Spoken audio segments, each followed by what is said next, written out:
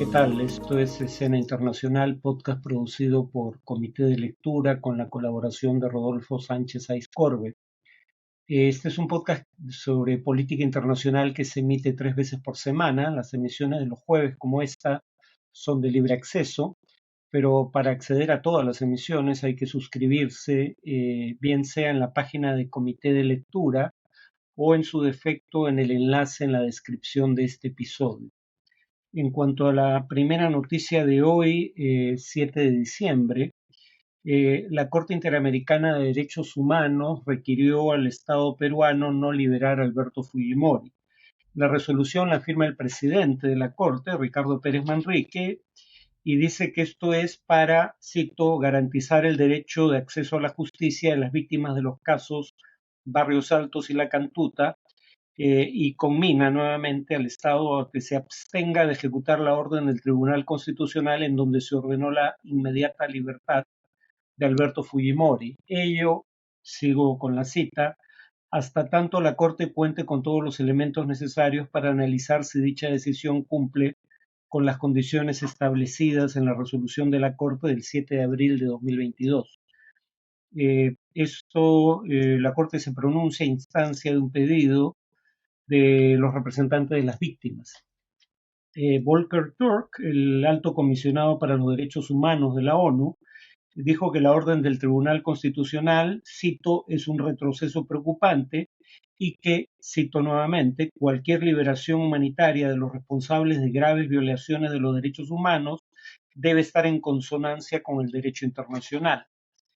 La segunda noticia es que Nicolás Maduro, presidente de Venezuela, anunció un plan de despliegue militar cerca de la región del Esequibo, que reivindica como propia, pero que ha sido controlada desde su surgimiento como Estado por Guyana.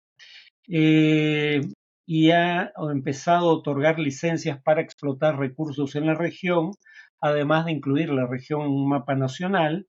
Sin embargo, no anunció una incursión armada y el ejército fue ordenado a asentarse en una localidad próxima, pero no en la frontera con el Esequibo. El presidente de Guyana, Irfan Ali, dijo que el plan era una amenaza inminente a la integridad territorial de su país y a la paz mundial, y que no respeta el fallo de la Corte Internacional de Justicia que ordenó a Venezuela abstenerse de cualquier medida que cambie el statu quo de la zona, y anunció que solicitará apoyo del Consejo de Seguridad de la ONU, apoyo que presumo no tendrá problemas en obtener, dada la flagrancia de la conducta del gobierno venezolano. Guyana el pasado 7 de octubre había dado luz verde a 6 empresas petroleras para exploración en la zona en controversia, básicamente en la zona marítima, no tanto en zona económica exclusiva o mar territorial, dependiendo del caso.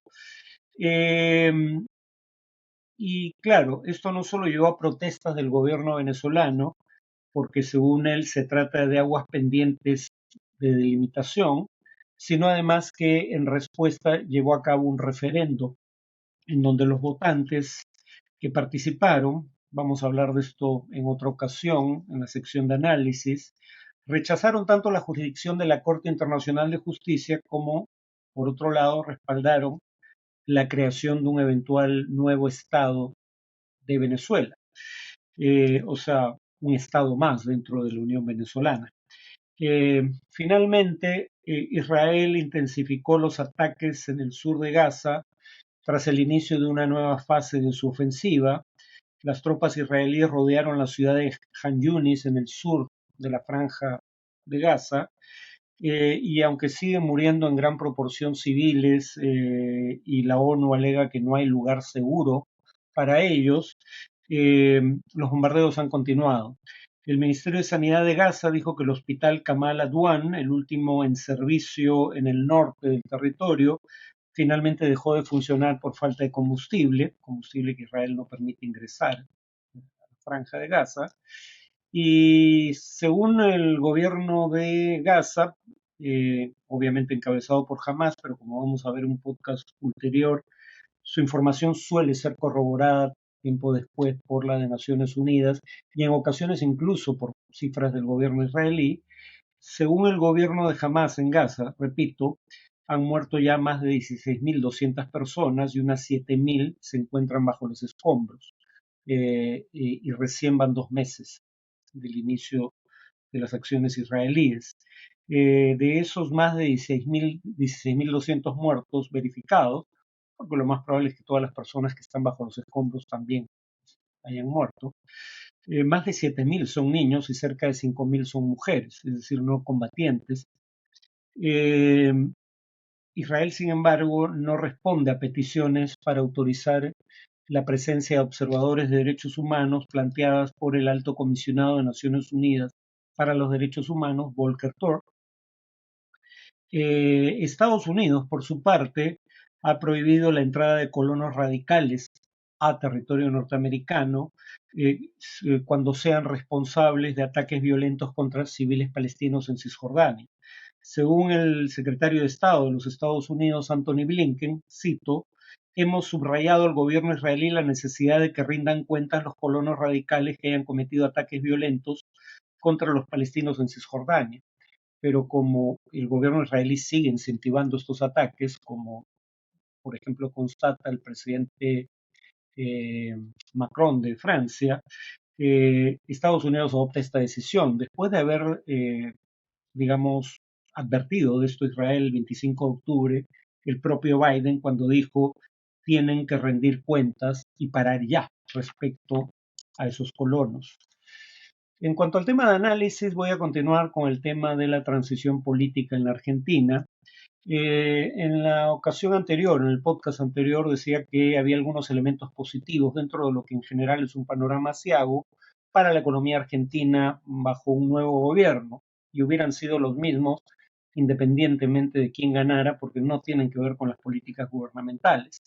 El primero es que las divisas en 2023 se redujeron significativamente por una sequía sin precedentes. Entonces, el sector agropecuario, que había exportado 39.000 millones de dólares en 2022, en 2023 por la sequía, solo exportó alrededor de 23.000 millones de dólares. Bueno, en principio esa sequía no va a perdurar el próximo año, luego entonces las exportaciones agropecuarias deberían recuperarse. Ese es un primer factor positivo que tiene que ver con condiciones climáticas. El segundo es que en algún tiempo deben, digamos, entrar en fase de producción o en todo caso aumentar la producción, tanto los yacimientos de litio como los yacimientos de petróleo de esquisto con los que cuenta la Argentina en la reserva conocida como Vaca Muerta. La producción petrolera se calcula que podría duplicarse a 2030 y eso podría producir un ahorro de entre 3 y 4 mil millones de dólares en importaciones de energía en 2024. Entonces, dentro de un panorama general sombrío, hay al menos estos elementos favorables. Eh, y voy a hablar de algunos temas que va a tener que abordar el nuevo gobierno y cómo ya el gobierno de Milei está cambiando de posición respecto a ellos, o cuando menos estableciendo matices. Por ejemplo, en materia de educación y salud, Javier Milei dijo, ya siendo presidente electo, todo lo que puede estar en manos del sector privado va a estar en manos del sector privado. Eh, pero en una intervención anterior había dicho, queremos dejar claro que en nuestra visión el mejor sistema de salud posible es un sistema de salud privado donde cada argentino pague sus servicios. El mejor sistema educativo posible es uno donde cada argentino pague por sus servicios. Esto es así, no es debatible. Bueno, en primer lugar, debatirían que esto sea así la mayoría de países desarrollados, porque salvo Estados Unidos, todos los países desarrollados tienen cobertura de salud universal garantizada por el Estado. No necesariamente provista por el Estado, como en el caso del National Health Service en el Reino Unido, pero sí garantizada por el Estado, por ejemplo, a través de subsidios para la adquisición de seguro médico privado. Eh, Y en todo caso, este es un tema en el cual Milei luego tuvo que aclarar lo siguiente en una entrevista radial. Milei subrayó que la educación y la salud públicas no pueden ser privatizadas porque es una competencia de las provincias y no del Estado Nacional. Lo mismo respecto a los recortes de subsidios en luz, gas y transporte público, alrededor de un 2,5% del PBI. Milei luego dijo que, por ahora, fue la expresión que usó, mantendrá los subsidios a la luz y el gas. Presumiblemente van a subir las tarifas de transporte público. Tal vez no sean suficientemente grandes estas subidas para generar grandes protestas, pero habría que tener en cuenta lo siguiente. En países de bajos ingresos, el mejor predictor en cuanto a precios de probabilidad de protestas es el del alza del precio de los alimentos. En países de ingresos medios como Argentina, el mejor predictor de la probabilidad de que alzas de precios o tarifas produzcan protestas es el precio de los servicios públicos, como el transporte. Aquí habría que recordar, por ejemplo, que en Chile las protestas de 2019 se iniciaron por un alza relativamente menor de las tarifas del metro de Santiago. Nuevamente, acá el punto no es que esta sea la única variable que ayude a explicar la emergencia de protestas. Claramente no lo es. Por eso en Chile la consigna era no son 30 pesos, son 30 años, para dar a entender que el alza de tarifas de transporte probablemente haya sido el detonante, pero no la causa fundamental de las protestas. En todo caso, sin embargo, las protestas suelen ir asociadas, y en América Latina, como en otros países de ingresos medios, al alza de tarifas o precios de servicios públicos como el transporte. Lo mismo ocurrió en su momento, en ese caso contra un gobierno de izquierda como el de Dilma Rousseff, cuando el movimiento por el pase libre se movilizó para revertir el alza de tarifas de transporte público nuevamente. En cuanto al nuevo gabinete de Javier Milei, dado que ha indicado que solo van a permanecer 8 ministerios, los otros no los ha eliminado, como parecía iba a ser el caso, sino que les ha cambiado el nombre, por lo menos por ahora ese es el gran cambio. No llevan ya el nombre de ministerios, pero los 8 ministerios que sí dijo que iba a mantener, en tres fundamentales, quienes ocuparán esos cargos son gente que viene del macrismo, es decir, de de la casta, como la llamaba hasta la víspera Javier Milei. Luis Caputo será el ministro de Economía, fue ministro de Finanzas y presidente del Banco Central durante el gobierno de Mauricio Macri. Patricia Bullrich, que fue la candidata presidencial de la coalición de Mauricio Macri, pero proviene de su partido, eh, fue la candidata a presidente, como digo, y será la nueva ministra de Seguridad. Y Luis Petri, que fue el candidato a la vicepresidencia por la coalición Juntos por el Cambio, será el nuevo ministro de Defensa. Eh, Esto es interesante por lo que decían Milei y Macri el uno del otro durante la campaña electoral, ¿no? Macri decía, por ejemplo, de la candidatura de Milei, que era una alternativa no madura y, cito, sin volumen, sin equipo, fácilmente infiltrable, que no puede garantizar ningún cambio.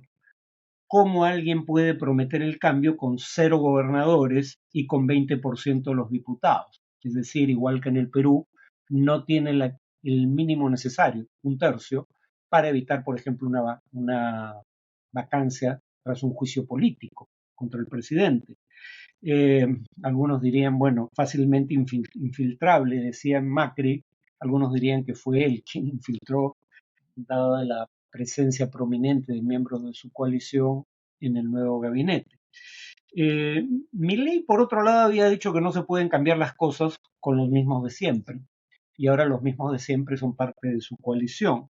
Eh, Milei, por ejemplo, decía sobre su nuevo ministro de Economía, Luis Caputo, bueno, recordaba que es quien incrementó en mayor proporción la deuda pública, tanto con acreedores privados como con acreedores multilaterales, el préstamo del Fondo Monetario Internacional, y recordaba que gastó reservas de manera infructuosa para evitar la devaluación del peso.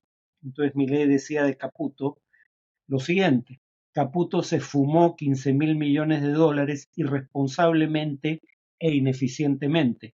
Caputo es uno de los responsables del 28D, la fecha fatídica en la que empezó la cuesta abajo de la economía bajo el gobierno de Macri, a la que nos referimos en el podcast anterior. Alguien podría decir, bueno, pero esto es tradicional en política, los políticos pactan, eso no es novedad. Pero Milei se preciaba de no ser un político tradicional, más aún se preciaba de no ser un político y de haber asumido el rol de tal solo forzado bajo las circunstancias, ¿no? En todo caso, muchos podrían decir, y yo tendería a coincidir con esto, que estas son señales de moderación que deberían ser bienvenidas. Al margen de qué dijeron los unos de los otros en campaña, probablemente esto no sea una mala noticia para la Argentina. Eh, pero claro, el punto es que se viene un ajuste que va a tener un costo social y político, digamos, de monto por establecer, cuando menos, pero probablemente significativo. Y la pregunta es, alguien tan irascible y temperamental como Milei, ¿cómo respondería ante una crisis de ese tipo? Cuando surjan los primeros graves contratiempos. Está ahí el ejemplo de Gustavo Petro, el presidente colombiano, que aunque está ideológicamente en las antípodas de Milei, sin embargo tiene una personalidad mercurial como la de Milei, y cuando no le aprobaron su reforma de salud, rompió la coalición de gobierno que le daba mayoría en el Parlamento, cambió al ministro de Hacienda, José Antonio Campos, y no fue hasta que ese curso de acción lo llevó a una derrota en las elecciones regionales y municipales, o provinciales y municipales, no fue hasta entonces, sino que cuando, perdón, Petro retrocedió, ¿no?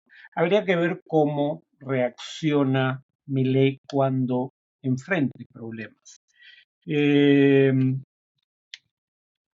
por ejemplo, ya sabemos que el 28D ocurrió bajo el gobierno de Macri, que eso hizo que, dado que se habían cambiado sin solución de continuidad, sin motivo aparente, mejor dicho, las metas inflacionarias del Banco Central, y por ende estas dejaron de ser creíbles, lo cual, digamos, provocó el deterioro de la economía argentina. Bueno, ¿qué pasaría si nuevamente la conducta del Banco Central no alcanza para reducir significativamente la inflación, y tal vez en ese contexto retome el proyecto de dolarización, que en este momento parece estar, digamos, en reserva? Eh, en cualquier caso, si Milei intentara retomar el proyecto de dolarización, que en este momento no parece ser ya una prioridad, si es que aún existe como proyecto. Eh, lo cierto es que probablemente para eso necesite, para dolarizar y eliminar el Banco Central, necesita respaldo en el Parlamento. No está claro que lo vaya a obtener porque tiene, como decía Macri, solo 20% de congresistas. Sin Juntos por el Cambio ni siquiera puede evitar eh, la vacancia presidencial en caso de juicio político. Conjuntos por el Cambio no alcanza la mayoría, hasta donde recuerdo, y tampoco tiene un solo gobernador, ¿no? Los gobernadores serían los gobernadores de la coalición que ha formado ahora Conjuntos por el Cambio. Entonces, algunos dirían, incluso si Milei, digamos, diera rienda suelta a lo peor de su carácter, esos contrapesos institucionales le podrían poner freno a alguna de sus iniciativas, al margen de si uno considera que eso sea bueno o malo.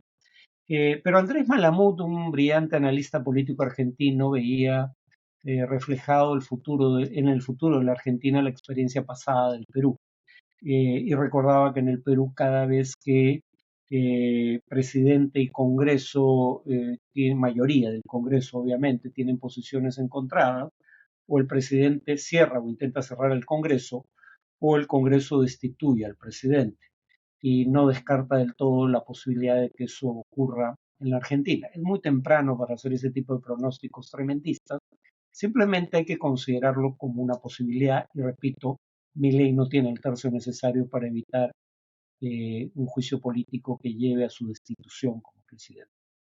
Eso es todo por hoy, nos vemos en el siguiente podcast.